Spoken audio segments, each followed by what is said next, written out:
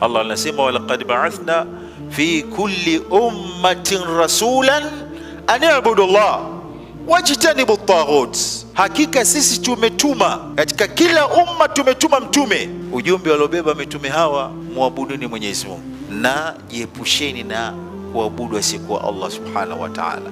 Neno kumwabudu Allah maana yake ni kuamrisha mema na kukataza mabaya. Neno kumwabudu Allah ni kumpwekesha Allah, ikiwemo kuamrisha mema na kukataza mabaya. Mafundisho aliyowafundisha Allah kuyafata na yale aliyowakataza Allah kuyaepuka. Jambo la kwanza ndugu zangu katika imani, tufahamu hakuna kitu chenye thamani kubwa kwa mwanadamu kama dini. Hakuna kitu chenye thamani kubwa kwako wewe mwanadamu kama dini. Dini yako, aqida yako ni kitu muhimu sana.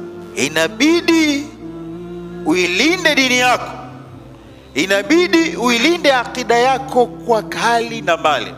Sasa miongoni mwa njia ya kulinda aqida ya Muislamu ni jambo la kuamrisha mema na kukataza mabaya. Mara ngapi ndugu zangu katika imani, itikadi za Waislamu huharibiwa na watu waovu kwa kuleta itikadi zinazokwenda kinyume na mafundisho sahihi ya Uislamu, kwa kuleta fikra potofu zinazomuingiza mtu katika ukafiri, zinazomuingiza mtu katika bid'a, katika uzushi, katika mambo ambayo ma anzalallahu biha min sultan, Mwenyezi Mungu hajateremshia hoja.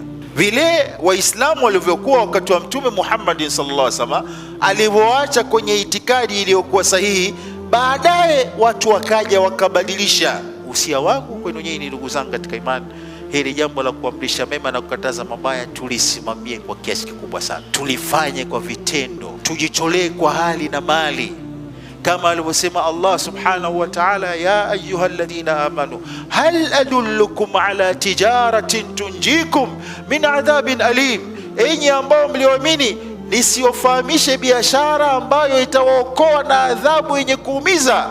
Akasema Allah subhanahu wa ta'ala, tu'minuna billahi wa rasulihi, biashara yenyewe kwanza ni kumwamini Mwenyezi Mungu na mtume wake, halafu watujahiduna fi sabilillah, na mnatoa juhudi katika kwa ajili ya dini ya Allah subhanahu wa ta'ala, bi amwalikum wa anfusikum, kwa mali zenu na nafsi zenu.